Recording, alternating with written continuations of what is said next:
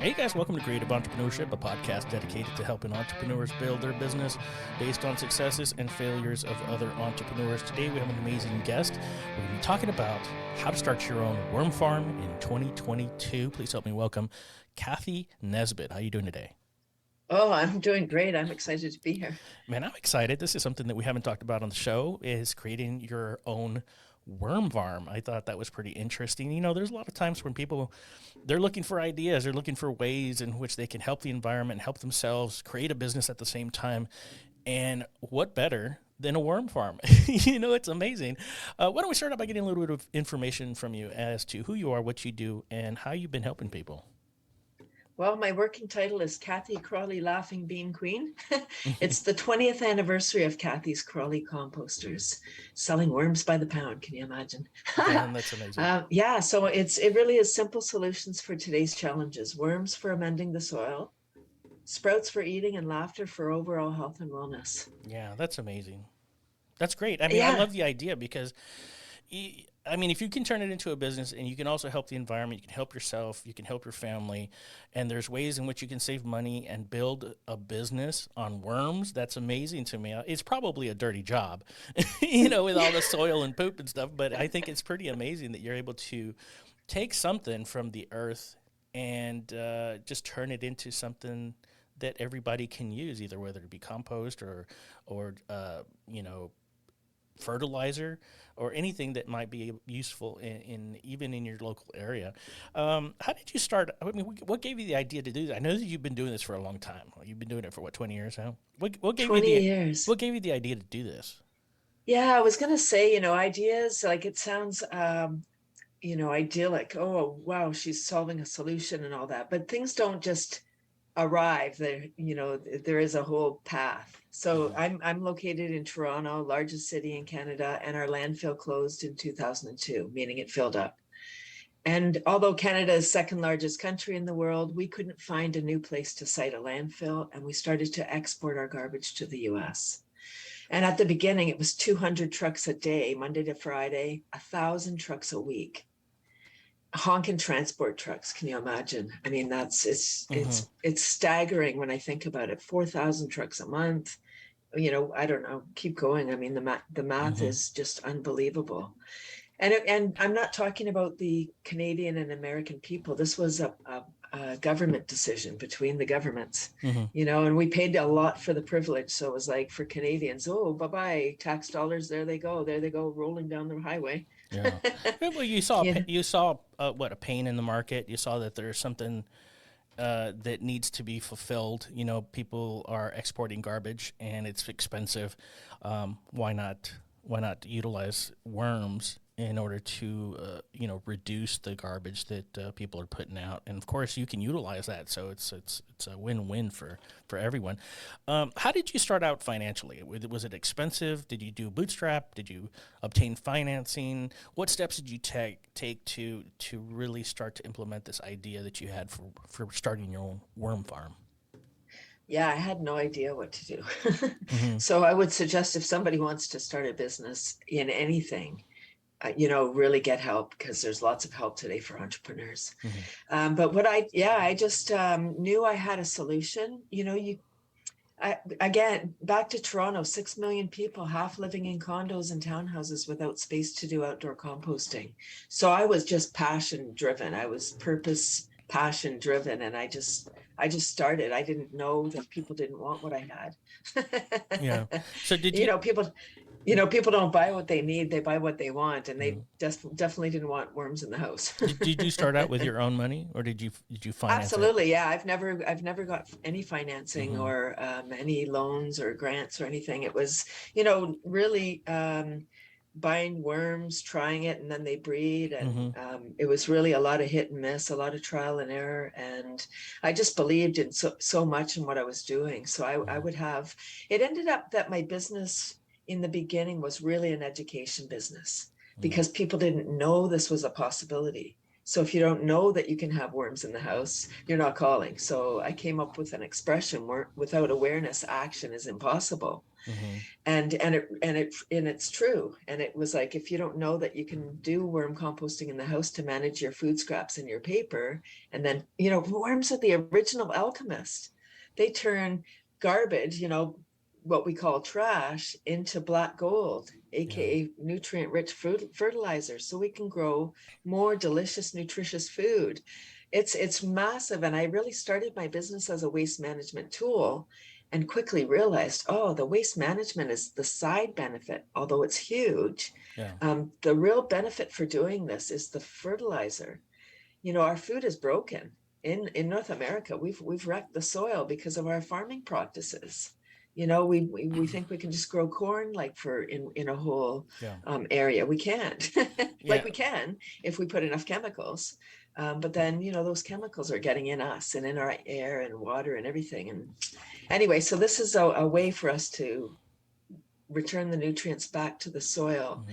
And I really think that if we do it on a grassroots level, like if everybody is managing their scraps, everybody using that black gold compost to grow something, like in Canada, we import 60% of our food. Mm-hmm. So when our border closes, like during a pandemic, we become very food insecure. Yeah. I mean, and there's been shortages, shortages of fertilizer. And I mean, I don't know how much a farm could produce, to help local farmers, but you can use the fertilizer for yourself. If you have a little piece of land, grow your own food. I know there's people in the governments there's a lot of regulation when it comes to that sometimes, but when it comes down to it, if you're growing your own food, you know where it's coming from. You know what you're putting into it. You know what's going on with it. So you have the ability to grow the organic food that you need, and having this this first step, the fertilizer, it's amazing to have that ability. That way you can continually grow your food. Obviously the nutrients in the soil, they deplete, and having this ability to regenerate the soil, will continually, I guess you will have a continual flow of food. We can't live without food. So this is super important. When you are looking at your startup, and you've started your finance, or you started your own farm with the financing. Now, what would you expect to start with? Should you start big? Because they grow. And from what I understand, worms, they just want to have sex and eat. They want to breed and eat. And so you're going to have this continual flow of worms, so it's going to grow. What should you start out with in order to really start to see something prolific with your idea of building a worm farm? And which direction should you go? Should you go the worm selling direction, or should you go the fertilizer selling? Oh, great questions. Okay, so start small for sure. Absolutely. If you've never done vermicomposting or worm composting before, don't invest a whole whack of dough and then find out, oh my God, I don't know what I'm doing, because they're live creatures and they'll die, and your investment will go in the, right into the soil. And I'm not laughing. I just, really, there is money to be made here, and you can have a business, but I would, like anything, there's a learning curve. So learn how to, like, buy a pound of worms. Start with a pound of worms. In the US, there's all kinds of red wiggler growers. And I know we haven't talked about the type of worm. Definitely start small. Learn how to do it. They are prolific breeders. So once you figure that out, then once you've mastered a pound of worms and you know what to do, how to feed them, all of the conditions, then you can always add more worms. You can always buy an additional whack of worms to start your business. But definitely start small. I've had people buy 20, 50, 100 pounds of worms, but they don't know what they're doing. And then, if you lose your worms, once they start to go, they go very quickly because they're all in the same environment. So start small, folks. Just learn what you're doing, and then you can always add more. So if you're going to start a worm business, do not sell the worms. I know that we have to have worm sellers, Hmm. but really, if you want to make money in a like a more regular, I guess, have repeat customers, Hmm. sell the compost, because the compost, just like any fertilizer, needs to be reapplied on a regular basis. So selling the compost, it's something you're always regenerating, you're making more, and then you sell that compost, and it's a beautiful way to go organic. It's just a wonderful way. When you look after the soil looks after the plant. And you're right, the soil gets depleted because when the plants are growing, the nutrients are coming out of the soil into the plant. So if we do anything other than compost those scraps or add them back into the soil somehow, we're robbing the soil, and then we need to add chemicals. That makes sense. That makes sense. And so, I mean, there's a lot of questions I have with regard to this. You know, separating egg, separating worm, separating the compost, what to feed them. There's a lot of things that are going through my mind as far as what I need to do and what I need to learn. What if I'm going to start right now? You mentioned start small, sell the fertilizer. What is the biggest lesson that I need to really delve into? Like, what do I need to learn the most? How to look after a pound of worms. So what are the conditions? So the main ingredients, three key elements for successful vermicomposting: temperature, moisture, airflow temperature, 60 to 80 Fahrenheit. And I know what that is in Celsius because I'm bilingual. Oh, nice. It's Well. like 18 to 28, something like that, Mhm. Celsius. Moisture, so about 75% humidity. And then airflow. You need air holes in your bin. Any size hole will do. The worms can get out of any hole. They don't have bones. So, sometimes people are like, oh, I think you don't even need a lid on your worm bin, but you kind of do. It's like a psychological barrier. And Mhm. it keeps your bin dark, right? The worms don't like the light. So you want to have like an opaque container. Mhm. Again, back to your Rubbermaid. You don't want a clear container. You want something that's dark, and then you can leave it anywhere. Room temperature. So don't worry about measuring the temperature and all that. Room temperature is fine. So in Texas, it may be too hot. In most parts of Canada in the winter, too cold. So Mhm. both climates would benefit from having the worms inside, Okay. or in a climate controlled environment, So at like a least like part a of the like year. a greenhouse or something like that. So if you had a greenhouse, and would that be enough? Yeah, or in the basement, just in the house is fine. If we're comfortable, they're comfortable. The worms are going to stay in the container because they're eating half their weight per day. They don't have eyes, no point in going sightseeing. Yeah. Yeah. And they're eating half their weight per day. So as long as the conditions are right in the bin, they're going to be fine. And Mhm. so the bedding is shredded paper, could be leaf, straw, cardboard. Um, Enough water so the bedding is the consistency of a wrung out sponge. Mhm. Better too wet than too dry. Gotcha. About a shovel of soil, like a scoop of soil, just outdoor garden soil. You're adding soil for the microorganisms. Worms don't have teeth, so there's little bugs or little organisms in the soil that help to break down the food. They're the decomposers. Mhm. It's a whole science lesson. Yeah. Yeah. um, and then eggshells. You need to add maybe 6 to 8 crushed eggshells. Again, another material that you can add in. Something Yeah. else that you can keep out of landfill. And It's then you just amazing. mix all that together. The worms like it moist and fluffy, and then you add your worms on top. They make their way in, and then you just feed them your food scraps from the kitchen. So you don't. You're talking when you say food, because I know that a lot of times people use like newspapers and they use paper, and you said leaves are a great nitrogen source. When you talk about food, what? Carbon source. Those are carbon sources. The paper. Okay. Okay. Gotcha. And so when you're looking at food, you're looking at what type. You don't want to put meats and stuff in there, do you? Correct. Right. Okay. So it's all your like kind of fruit and veg peels, coffee, tea, cooked pasta and rice, moldy bread. Plant clippings are a nitrogen source. And then if you get into your manures, if you have a rabbit or a hamster, guinea pig, any of those type of little rodent pets, you Hmm. can put all of their bedding and all of their poop and all of their urine, all of that stuff can go in your worm bin too. So it's They eat that? they'll eat that as well. Like it's kind of they're kind of another top predator of for the stuff to decompose the material. It's some actually worm growers will have rabbits, Hmm. and then they have their worm bin right under the rabbit hutch. No So way. all the poop, everything falls right into the worm bin.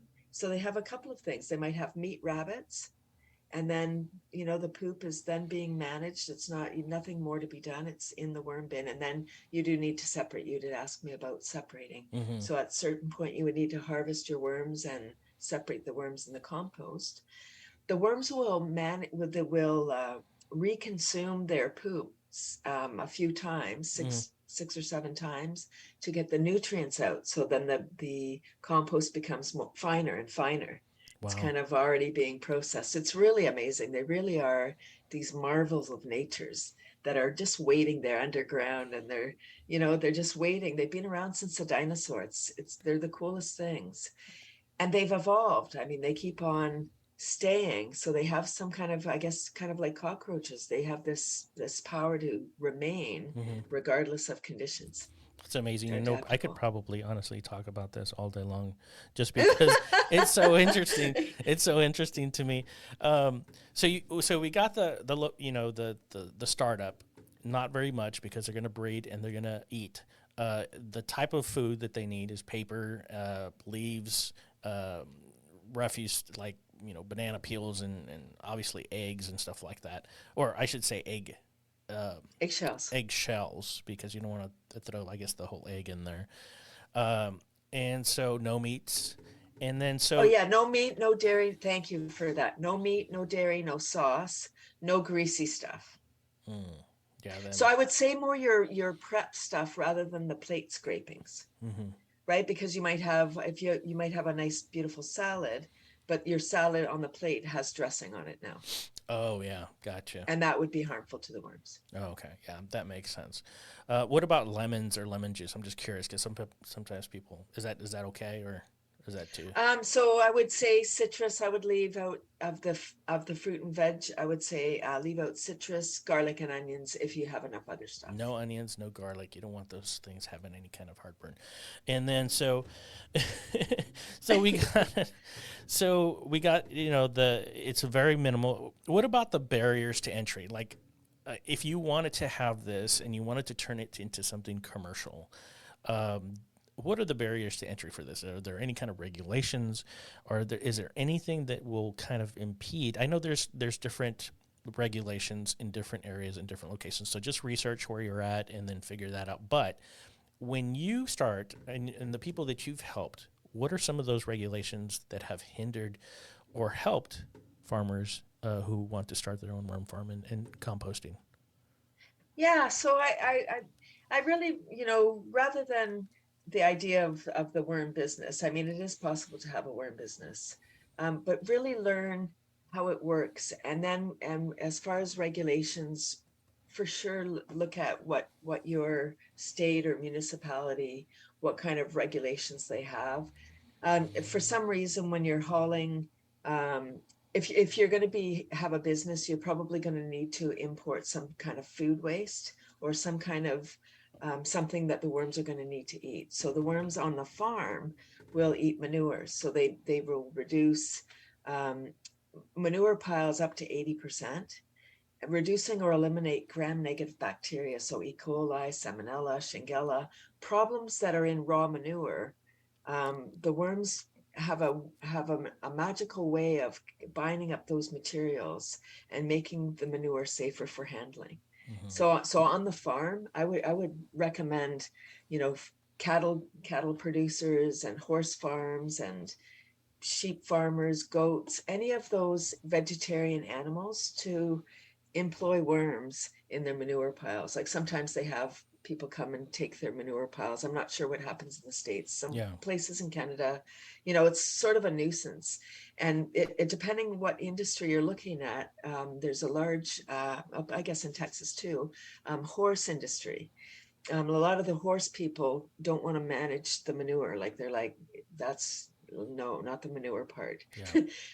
The cattle farmers don't mind because the manure is often used for growing their crops. Hmm. So horse people again, so I'm looking at, if somebody's looking at a business for food stock, look at the where there's lots of waste. Yeah. Look where there's stuff that they're like, oh, paying a lot to get rid of. If you offer to take it for free, or Hmm. a smaller charge, you can make money in the hauling. But just know what the regulations are in Yeah. that. Yeah. I know a And if lot you're of. looking, sorry, if you're going to be looking at horse manure, talk to the horse owners about when they last used the deworming medication on the horse, because Yeah. that would be in the manure, and that would Oh be wow, yeah, harmful. that's interesting. Yeah, I know that a lot of the grocery stores, they throw away a lot of the expired stuff, and so that might be an option for maybe one of your local grocery stores that instead of throwing it in a garbage bin that is going to be taken away by the city and just thrown in a landfill, maybe you can negotiate something with them that they can just put it in a separate location and you just pick it up every couple days or whatever. So there is opportunity out there to get some, free stuff if you're willing to go and take it out. I'm sure there's areas where you can get paper, shredded paper, and just throw some, 'cause there's offices everywhere that have paper shredders. I think I'm just thinking out loud here, and then I have love them. it. This is beautiful. That's how you come up. Hmm. Oh, I never pay for boxes for shipping because they're everywhere. I go to the drugstore, and they're little toothpaste boxes. I'm like, oh, can I take these? And Hmm. so yeah, I'm very frugal when it comes to what I pay for in my business. Yeah. One of the questions I would have, and this is probably something that you can research when you're starting your business, is separating everything. And how you go about and doing it. Like, because you mentioned separating the worms after a certain time. How you taking them out because they're gonna get. I guess there's gonna be more than what you need in that area. Um, and I'm sure there's eggs. Do they lay eggs? Is that what they They do? do. Okay, so uh, do you separate that stuff? Do you separate eggs? Do you separate worms? Do you separate compost? And if you do that, how do you go about doing that? It just seems like It's it labor seems. intensive. It is. Mm-hmm. Yeah. Yeah, it can be, right? So if you're going to have a worm business, even if you're selling the compost, make sure that you love it. Make sure that you love it. Otherwise, it's going to be a horrible job, Mm-hmm. right? You're going to be like, oh my God, I hate worms. I'm afraid of worms or whatever. Okay, so how do you separate? If you have, we'll just go back to the Rubbermaid, and then people can think about how they could scale up. And there is equipment. Mm-hmm. There is harvesting equipment for larger scale. But for the small scale, you empty your Rubbermaid. The easiest way to separate is the dump and sort. So you dump it out on a plastic sheet, put it in small round piles. The worms are photosensitive or afraid of the light, so they go down into the piles. And then you just scoop off the top of each pile, and they're going down. That's why the smaller the pile, the faster the harvest. If your compost is really wet, you might want to put a little fan on there to dry it out a bit, because Mm-hmm. that's going to force them down into the pile as well. The cocoons or the eggs are very small. They're the size of a sesame seed. I used to say grape seeds, and then the kids said the grapes don't have seeds. They used to, and they taste awful. Right. Mm-hmm. So that now I say sesame seeds, like a swollen sesame seed. That's how big the eggs are. So they are small. When you start breeding worms, you do recognize the eggs, and you are able to pick them out. And if not, then they go in the compost, and they're not going to cause any harm Okay, anyway. gotcha. So you don't Um, necessarily need to harvest the eggs unless you're no, selling the worms, right? Okay, but yeah, you recommended against that. You should sell the compost. right, Mm-hmm. yes. Just because when you with the model that I chose, I don't have repeat customers, except I do because I Mm-hmm. do speaking, Yeah. which is kind of another way, right? You could speak about it, do workshops. I go into schools, I speak at garden clubs, I go into corporations and set them up with composting. So I've kind of created a little consulting kind of business, and Mm-hmm. a little bit do it all. I do a bit of this, a bit of that. Yeah. Um, but if somebody was going to sell the worms, right, you don't have repeat customers because you're selling the worms, and then they've got worms and they multiply, and then they have a little business. That's right. That's right. That's amazing. But it's not that easy, right? That's the challenge, is getting the repeat customers, where if you are selling the compost, right? Marijuana just became legal in Canada, I don't know, a couple of years ago. And even before that, marijuana growers were coming to me for the compost because it's nature's finest fertilizer. Yeah. So there's a huge, and the marijuana growers are looking for organic solutions. They don't want to put chemicals because it's for their, a lot of it is medicinal. Yeah. No, that makes sense. It makes sense. And if you're able to do it organically, that's definitely a preference for me as well. You don't want chemicals in your body and pesticides and stuff like that. It's a plant. Yeah.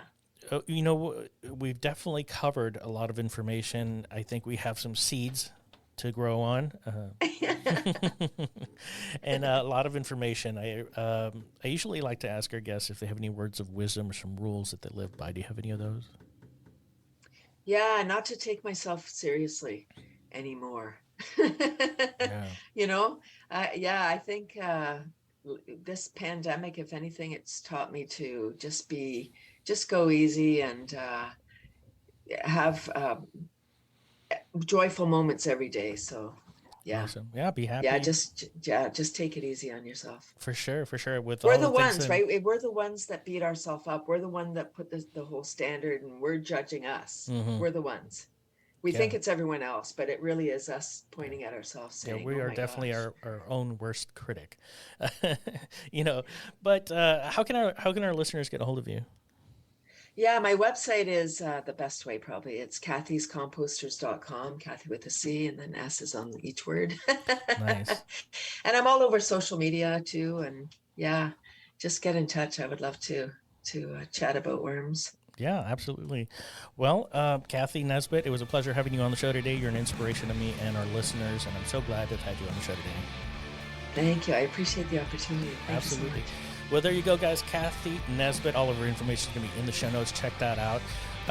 If you want to start your own, worm farm, there's a lot of information out there. And Cathy, just contact her. I'm sure she's willing to give you some consultation there. Check out creativeentrpreneurship.net, tcepodcast.net, and creativeentrpreneurship.locals.com if you want to support the channel. And until next week, keep on keeping on.